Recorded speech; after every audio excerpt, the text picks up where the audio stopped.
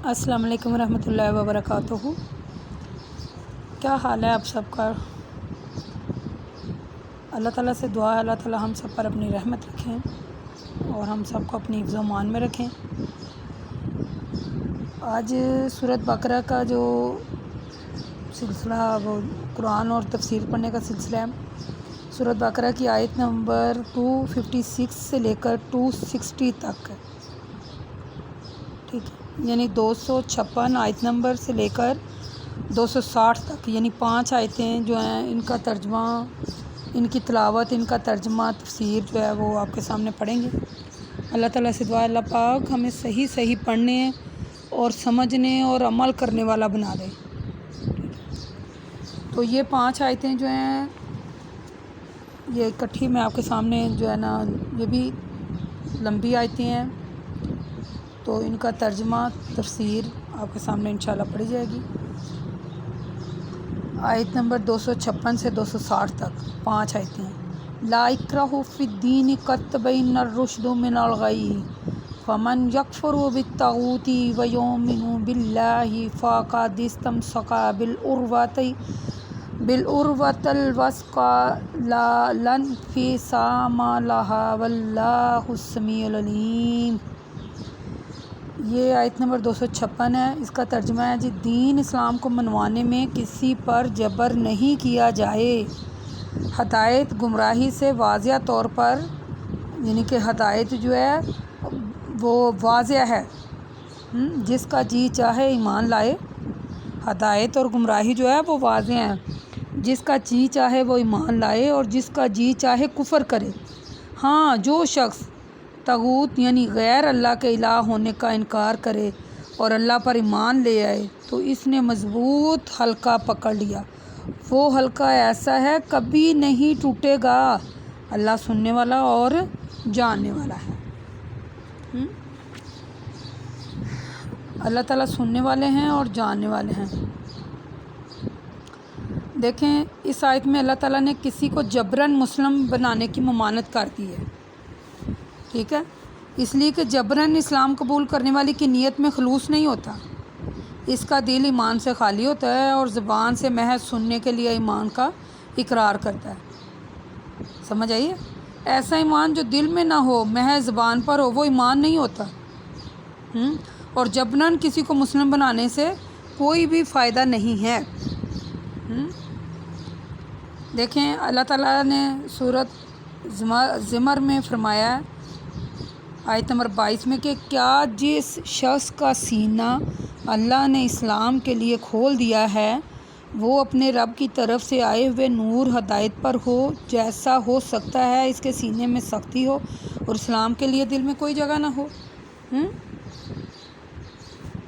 یعنی مدرجہ بالا جو آیت سے معلوم ہوا ہے کہ اسلام شرعاً صدر کے ساتھ قبول کرنے کا فائدہ ہے اور نہ کوئی فائدہ نہیں، یعنی کہ زبردستی اسلام قبول کروانے اور مثلا اس کا کوئی فائدہ نہیں ہے۔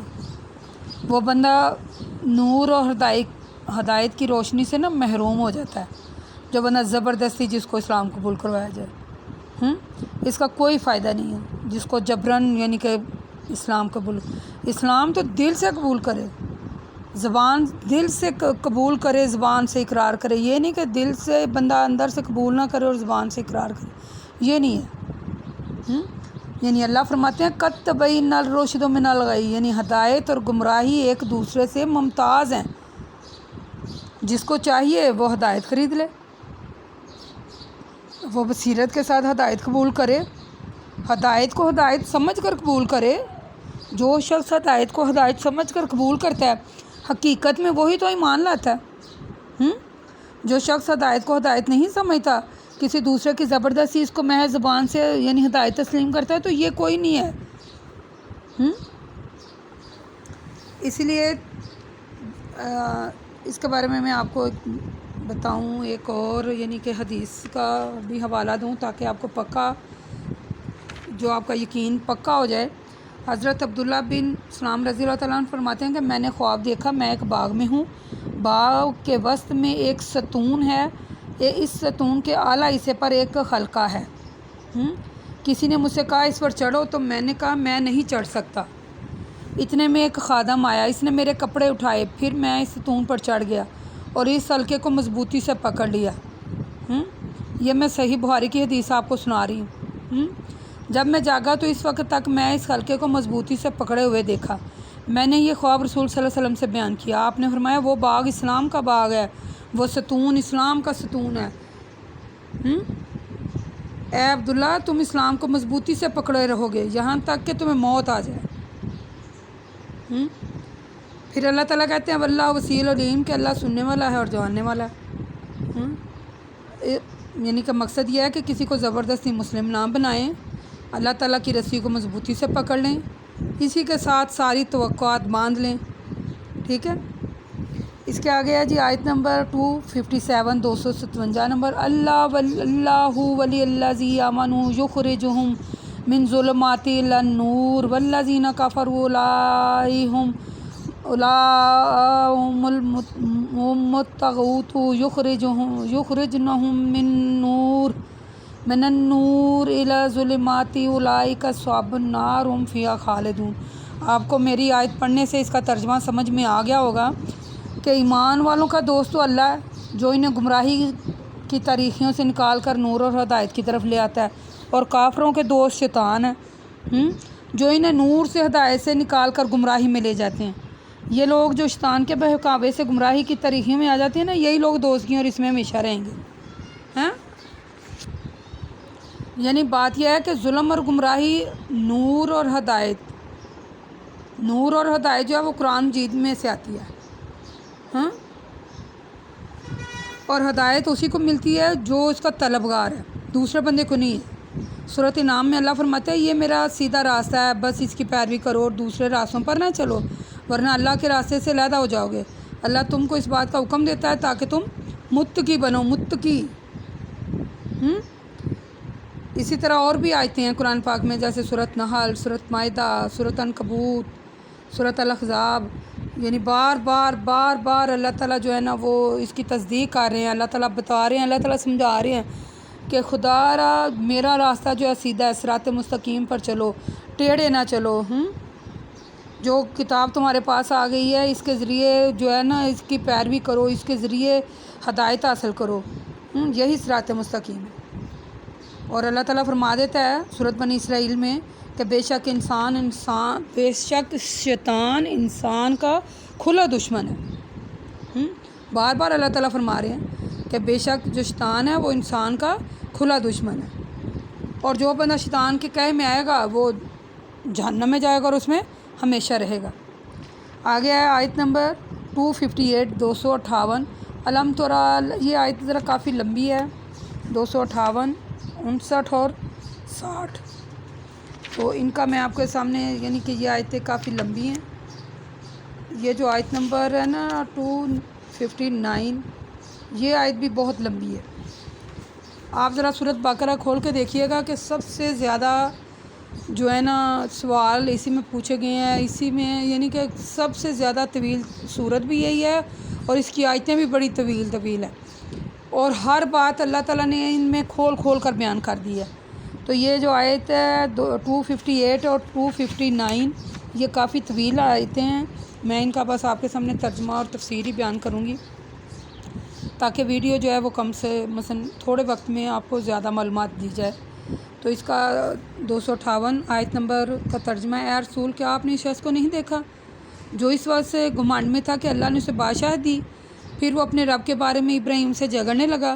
پھر ابراہیم نے کہا میرا رب تو وہ ہے جو زندہ کرتا ہے اور مارتا ہے، تو وہ کہنے لگا میں بھی زندہ کرتا ہوں اور مارتا ہوں، لہٰذا میرے رب ہونے میں کیا شک ہے۔ ابراہیم نے کہا اللہ تو سورج کو مشرق سے نکالتا ہے اور تو مغرب سے نکال کے دکھا۔ تو پھر وہ تیری جو ہے نا مثلا اس کے پاس پھر کوئی دلیل نہیں ہے۔ یہ مطالبہ جب اس نے سنا تو کافر حیران یعنی کہ رہ گئی، لیکن اس نے پھر بھی اپنی غلطی تسلیم نہیں کی اور ہدایت پر چلنا قبول نہیں کیا، اور وہ ہدایت پر چلتا بھی کیسے؟ اس لیے کہ اللہ ظالم لوگوں کو ہدایت کے راستے پر چلاتا ہی نہیں ہے، جو مانتے نہیں ہیں اللہ تعالیٰ انہیں چلاتا ہی نہیں ہے۔ دیکھیں یہ جو اللہ تعالیٰ نے کتاب دی ہے، یہ جو لوگ کتاب اس کو پڑھتے ہیں رائے راست پر چلتے ہیں، منزل مقصود تک یہ کتاب ان کو لے جاتی ہے۔ یہ جو اس سے پہلے میں نے آیت آپ کو سنائی ہے کہ اللہ تعالیٰ نے کفر کا انجام تو بتایا ہے نا، تو اس آیت میں اللہ تعالیٰ نے ایک بادشاہ کا ذکر کیا ہے، تو بتایا کہ یعنی کہ جو مثلا حضرت ابراہیم علیہ السلام تھے، تو انہوں نے کہا کہ میرا رب جو ہے وہ مثلا سورج کو مشرق سے نکالتا ہے، تو مغرب سے نکال. یعنی جب آپ نے کہا کہ میرا اللہ جو ہے وہ زندہ کرتا ہے، مارتا ہے، پھر زندہ کرتا ہے، تو کہتا ہے یہ تو میں بھی کھا لیتا ہوں. تو جب اسے کہا نا مشرق سے میرا اللہ سورج نکالتا ہے، تو مغرب سے، تو یعنی کہ وہ ایسے جیسے ساکت ہو گیا، بالکل ساکن ہو گیا کہ یہ کیا ہے، لیکن ماننا پھر بھی نہیں ہے. تو اللہ ایسے بندوں کو ہدایت نہیں دیتا. اللہ صرف ہدایت انہیں کو دیتا ہے جو چاہتے ہیں، جو اس کے طلبگار ہیں، جنہیں دل سے لگن ہے، تو انہیں اللہ ہدایت دیتا ہے، دوسروں کو نہیں دیتا. یا بات جان لیں اس کی. آگے آیت نمبر 259 ہے. اس کا ترجمہ کہ اے اللہ کے رسول، یا اسی طرح آپ نے اس شخص کو دیکھا جو ایک بستی کے پاس سے گزرا، وہ بستی اپنی چھتوں پر گری ہوئی تھی. اس نے کہا اللہ اس بستی کو مرنے کے بعد کیسے زندہ کرے گا؟ اللہ نے کہا اس کو 100 سال تک کے لیے موت دے دی، پھر اسے زندہ کیا. پھر اللہ تعالیٰ نے پوچھا تم کتنے عرصے رہے مردہ؟ اس نے کہا 1 دن یا اس سے بھی کچھ کم. تو اللہ نے کہا نہیں، تم 100 سال تک مردہ رہے. اچھا اب تم اپنے کھانے پینے کی چیزوں کو دیکھو کہ اتنی مدت گزر جانے کے باوجود وہ سڑی نہیں.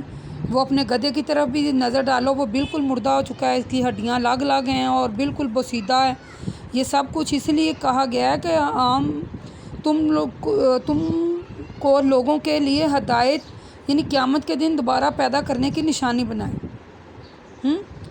اچھا اب تم گدھے کی ہڈیوں کی طرف دیکھتے رہو کہ کیسے ہم ان کو اٹھا کر جوڑتے ہیں، پھر کس طرح ان پر گوشت چڑھاتے ہیں. بالآخر جب یہ سب کچھ اس کے سامنے ظہور پذیر ہوا تو وہ کہنے لگا میں جانتا ہوں اللہ ہر چیز پر قادر ہے، اس کے لیے مردہ بستی کو زندہ کرنا کوئی مشکل نہیں.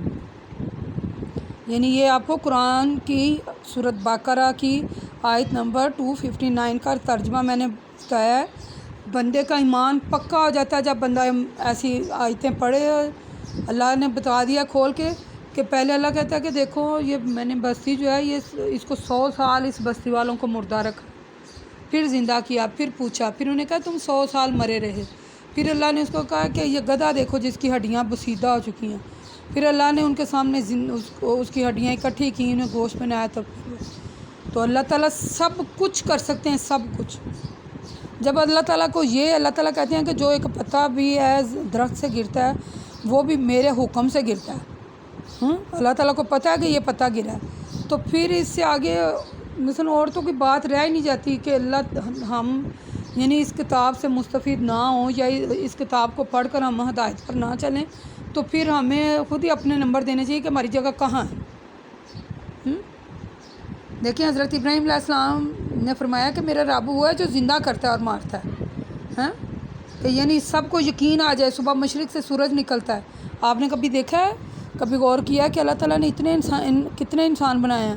عورتیں علیحدہ بنائی ہیں، مرد علیحدہ بنائے ہیں، بچے علیحدہ بنائے ہیں. عورتوں کی آواز علیحدہ ہے، مردوں کی علیحدہ ہے، بچوں کی علیحدہ ہے. جب آپ کو کسی کی کال آئی ہے، جب آپ کو آواز دے تو آپ کو پتہ چل جاتا ہے کوئی بچہ بلا رہا ہے، کوئی مرد بلا رہا ہے یا کوئی عورت بلا رہی ہے. کس کے کام ہے؟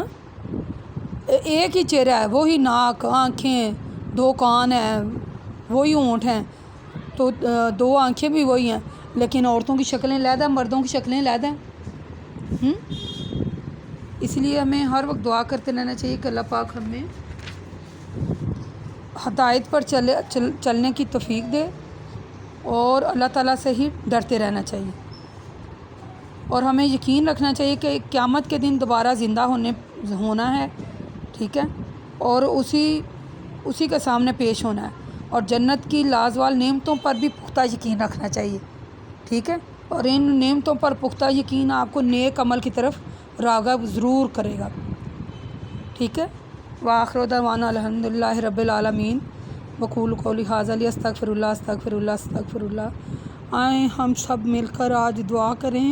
اے ہمارے مولا، اے ہمارے رب، اے میرے مالک، اے دو جہان، اے رب العالمین، رب العالمین، ہمارے گناہوں کو معاف کر دے اور ہم سب کو راہ راست پر چلا. ہمیں بھی سیدھا راستہ دکھا، ہمیں بھی صراط مستقیم کے راستے پر چلا. ہماری بھی آنے والی نسلوں کو نیک بنا. یا اللہ ہم پر اپنی رحمت کے سائے رکھنا، یا اللہ ہمیں ایمان پر زندگی دینا اور ایمان پر ہی موت دینا، آمین آمین۔ وقول قولی ھذا استغفر اللہ استغفر اللہ۔